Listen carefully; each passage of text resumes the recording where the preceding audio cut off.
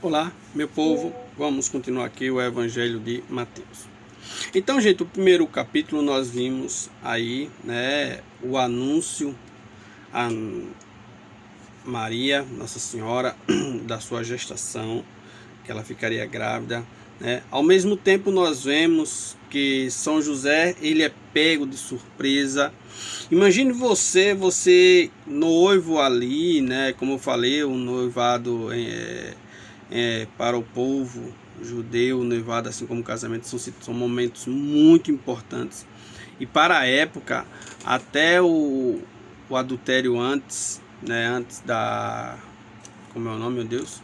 Antes do casamento, era algo que não era aceito. E a mulher poderia sim morrer, né? Então, o que acontece, meu povo? Diante de algumas situações, José, ele fica um pouco triste, né? Qual é a pessoa? Você não fica triste, você está comprometido e descobre uma possível traição, uma situação, então aquilo deixa ele muito angustiado, com certeza, muito amargurado, triste até, né? Porque Maria é uma moça de família e tudo mais, então de repente ela apareceu grávida, então como, né? Como aquilo aconteceu? Esse é o primeiro ponto. Então, ele está angustiado, né? Fica uma situação muito complicada. É fato. Isso é verdade. Então, aquela situação difícil que ele passou, então imagine, né? É complicado. São José ali naquela situação, né? E ele, a palavra diz que ele era um homem de bem, mesmo diante dessa angústia, dessa possível, né? Que não aconteceu. Essa possível traição, aquele momento ruim, né? Você sem saber, sem entender nada o porquê. Então ele tenta deixar Maria em segredo. E aí o anjo vem e contorna toda aquela situação, expõe para José o que de fato aconteceu e expõe para José justamente a missão dele. E aqui entra uma coisa muito importante: a missão que São José abraça depois que a ele também foi revelado o mistério de Deus. Porque até então ele estava sem saber, né, sem entender, então ele ficou muito assim naquela situação, então sem querer gerar constrangimento, ela, uma moça nova, né, então ele não quis gerar nenhuma problemática, né. Mas observe que depois que o anjo aparece, que o anjo relata a ele toda a situação, ele está agora consciente do que aconteceu. Então ele abraça o projeto de Deus e agora verdadeiramente transformado no Pai do Cristo, humanamente falando. Então ele abraça aquele grande mistério, né, de Deus. Então veja que o primeiro capítulo de Mateus, como eu já falei, ele é bem narrativo. Muitas partes do Evangelho de Mateus nós percebemos que ele é bem narrativo. Então ele traz uma narração em sequência, né, organizando ali as ideias. E essa narração não é tão detalhada como lá em Lucas. Então por isso até, como eu havia falado, que algumas pessoas acreditam que o primeiro e segundo capítulo tenha sido inserido depois no Evangelho de Mateus, por conta dessa sequência que ele trilha, né, ali. Então, aqui já nesse primeiro momento, o Evangelho, dentro da sua narrativa, traz para nós esta situação, e esta situação que aparentemente parecia desdobrar-se para um caminho, ela muda para outro agora, para o projeto a qual Deus havia determinado. Beleza? Esse é um primeiro ponto. Bom, e agora, no segundo ponto, nós começamos o capítulo 2. O capítulo 2 vai trazer esta narrativa da visita dos reis magos, né? Nós vamos ler aqui agora o texto, para vermos de fato né, como tudo se processou, como tudo aconteceu, beleza? Então vamos agora aqui ao texto, muito importante para todos nós agora. Vamos dar uma lida. Bom, vamos lá. Capítulo 2. Tendo, pois, Jesus nascido em Belém de Judá, no tempo do rei Herodes, eis que magos vieram do Oriente a Jerusalém. Perguntaram eles: onde está o rei dos judeus, que acaba de nascer? Vimos a sua estrela no Oriente e viemos adorá-lo. A essa notícia o rei Herodes ficou perturbado, e toda Jerusalém com ele. Convocou os príncipes dos sacerdotes e os escribas do povo e indagou deles onde havia de nascer o Cristo, né, o Messias. Disseram-lhe: em Belém, na Judeia, porque assim foi escrito pelo profeta. E tu, Belém, terra de Judá, não és de modo algum a menor entre as cidades de Judá, porque de ti sairá o chefe que governará Israel, meu povo. Miqueias 5, capítulo 5, versículo 1. Herodes então chamou secretamente os magos e perguntou-lhes sobre a época exata em que o astro lhes tinha aparecido. E enviando-os a Belém, disse: ide, informai-vos bem a respeito do menino. Quando o tiverdes encontrado, comunicai-me, para que eu também vá adorá-lo. Tendo eles ouvido as palavras do rei, partiram. E eis que a estrela que tinham visto no Oriente os foi precedendo até chegar sobre o lugar onde estava o menino, e ali parou. A aparição daquela estrela os encheu de profunda alegria. Entrando na casa, acharam o menino com Maria, sua mãe. Prostrando-se diante dele, o adoraram. Depois, abrindo seus tesouros, ofereceram-lhe como presentes ouro, incenso e mirra. Avisados em sonhos de não tornarem a Herodes, voltaram para a sua terra por outro caminho. Bom, essa é a primeira parte do capítulo 2. Ela é bem interessante, né? O nascimento, como eu já havia falado, o nascimento de Jesus, né, dentro da narrativa de Mateus, ela tem seu anúncio lá no profeta Miqueias, capítulo 5, versículo 1, né? E o rei, ele fica perturbado. Então, essa perturbação o incomoda muito. Então, ele quer se informar da criança e coisa e tal, com aquela conversinha: não, eu também vou adorá-lo e coisa e tal. Na verdade, não ia fazer nada, né? Ele queria matar a criança porque ele queria o reino para si. Ele não entendia que o reino do Messias não é um reino neste mundo material, nessas situações, nessas circunstâncias as quais nós estamos. De maneira nenhuma. O reino do Messias é um reino espiritual, certo? Então, dentro desse aspecto aqui, né, o rei, ele tenta se informar para trazer essa importância, por assim dizer. Pronto. O que é que acontece? Há só aqui uma coisa que eu observei aqui no texto, né? Mais adiante ali eu vou tocar no tema. Então, eles partem. E quando eles saem da presença de Herodes, quando eles começam a andar um pouco ainda assim, a estrela novamente aparece. O astro apareceu no céu, indicando a seta, o caminho que eles deveriam seguir. Beleza. Então eles vão até onde o Cristo está, até onde nasceu, né, nosso Senhor Jesus Cristo. Aqui a tradução da Ave Maria, né, traz a casa, entrando na casa. Só que não foi na casa. Jesus, ele nasceu numa espécie de gruta, um local onde os animais, uma espécie de estábulo, né, fechado ali o local, onde alguns animais, né, costumavam passar a noite. E por quê? Porque provavelmente, gente, é um período que estava assim esfriando Israel. O tempo frio estava se aproximando. Não era um ambiente assim hospitaleiro para que eles passassem ao relento, montassem, sei lá, uma cabana, uma coisa, não. O momento era um momento frio, né? E eles precisavam de um local aconchegante, quente, né?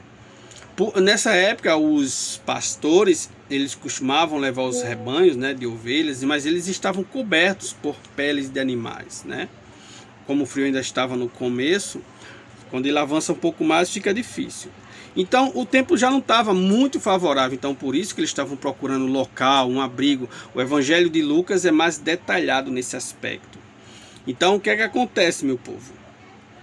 Eles encontram uma gruta, né, um estábulo ali, bem organizado, acredito, né? Bem organizado, né? Não é que isso fosse uma mil maravilhas, não, né? Mas bem organizado, aonde eles tiveram um espaço aconchegante, aquecido, para passar a noite, né? E foi lá, neste local ali, com os animais em volta, né? Que Nossa Senhora deu à luz e o menino Jesus nasceu, né? Sem aparato nenhum. Então a importância, nós precisamos meditar aqui pontos importantes. Veja, Jesus, enquanto muitas pessoas têm onde nascer, né, maternidade, outras situações aí, coisa e tal, observe que Jesus não teve onde nascer, meu povo, né? Ele realmente ele ficou à margem, nós podemos dizer, da sociedade, né? Depois, algo muito importante aqui, né, que eu quero tocar, mas eu também não vou me aprofundar tanto, é a questão da astrologia, né, desta ciência, deste conhecimento, que é um conhecimento que vem de Deus, né? O que não pode acontecer, meu povo, e eu também assim, eu vou depois, em outro momento, eu vou abordar esse tema com mais calma, com mais estudo e tudo mais, mas muita gente transforma a astrologia como algo que rege a própria vida. Não é assim. Não é esse o caminho, tá? Astrologia é uma ciência, é algo muito importante, né? Que, por exemplo, nós temos uma passagem lá de Balaão, né? Balaão, que ele é um profeta astrólogo, né? E lá em Números 24:17, ele contempla o firmamento, um astro que sai de Jacó, um cetro levanta-se de Israel. Olha que coisa, né? Então ele consegue ler aquilo que os astros estavam mostrando. É uma ciência muito interessante, é algo muito bonito, meu povo, para quem realmente tem o entendimento, para quem realmente tem o dom desta ciência e saber usar ela, e saber principalmente que é Deus que também pode sim se manifestar através dela. Aqui está a maior prova, esta estrela que guiou os reis, né, magos até a presença do menino Jesus. Isso é algo importantíssimo para nós compreendermos. Nós não podemos sair por aí, gente, demonizando tudo. Ah, isso aqui é coisa do demônio. Não é assim, não, né? Vamos ler a palavra de Deus, vamos entender a palavra de Deus, porque daqui a pouco o negócio vai ficar difícil. Não é assim, não. Então precisamos realmente ter o conhecimento, o entendimento. É algo muito importante. E aí eu já falei aqui, e volto a falar. Não é que a astrologia vai reger a sua vida de maneira nenhuma. Não estou dizendo isso, não. Agora eu estou dizendo que o conhecimento é algo importante. O conhecimento também leva a Deus. Então os astrólogos aqui viram naquele sinal, naquele astro, né, algo muito bonito, algo revelador, né?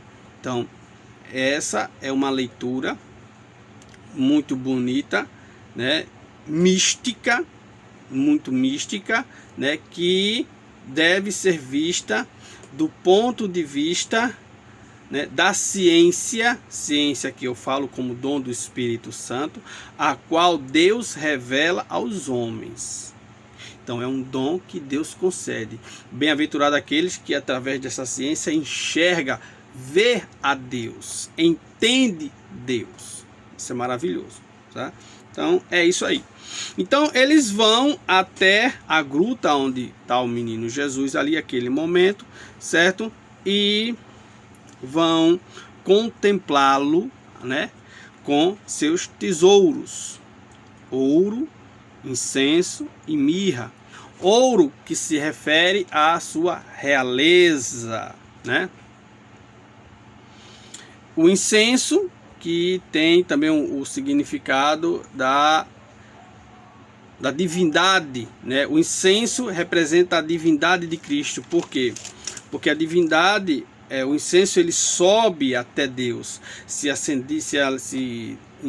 colocava o incenso para que o incenso levasse até Deus as suas orações, suas meditações, né? E a mirra, que era para o sepultamento do Cristo, né? Mostrando a sua condição. Aqui tá bem claro em Mateus justamente o aspecto humano, esse aspecto humano do Cristo sacrificial. Então Mateus traz esse aspecto muito importante para nós. Então o Cristo, que é o Rei, que é a excelência, que é o divino, certo? Mas que vai realizar o sacrifício no aspecto humano para a redenção da humanidade, né, gente? Então fica aqui agora esta primeira parte aqui do capítulo 2 para uma reflexão muito importante. Já aqui neste segundo momento do capítulo, neste primeiro momento do capítulo 2, já vemos que São José, ele abraçou, ele está inteirado do mistério, ele está inteirado do mistério, e isso é algo muito importante. Uma parte aqui do texto importante, né, que é justamente essa questão aqui, deixa me ver, cadê ela, onde é que ela está? A parte do profeta Miqueias, né? A parte do profeta Miqueias também, assim como eu falei do profeta Isaías, a parte do profeta Miqueias, ele tem um contexto, ele tem uma mensagem para a época do profeta Miqueias, muito importante, e também lança luz ao Novo Testamento, tá? Então, aquela profecia, ela traz uma mensagem para a época, consequentemente uma mensagem de força, de perseverança, para estimular, para fortificar o povo, mas lança luz ao Novo Testamento, mostrando uma promessa. Daí, gente, aquilo que eu falei, a importância da genealogia no caso de Mateus, porque Jesus Cristo, ele é o cumprimento da promessa, e essa promessa que passa por todo o Antigo Testamento, principalmente pelos profetas. Então, é este cumprimento que se realiza. Beleza, meu povo? Então, tá aqui o capítulo 2, essa primeira parte do capítulo 2. Depois a gente vai ter uma outra parte falando também do capítulo 2, concluindo o capítulo 2. Beleza, meu povo? Deixa aí seu joinha, compartilha. Faça perguntas se quiser, fique à vontade para tirar suas dúvidas, tá certo? E dá essa força aí, vamos propagar a palavra de Deus num mundo tão desorganizado, num mundo tão aonde a pós-verdade parece tomar proporções, né? Ou seja, a verdade em si parece que ela já não surte mais efeito, né? Mas a mentira, a falsificação, né?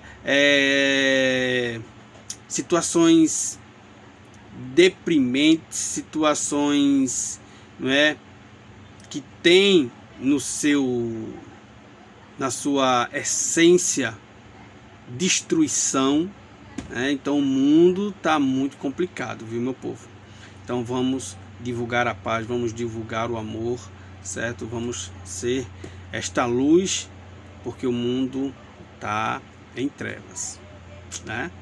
Então vamos fazer isso, meu povo. Obrigado.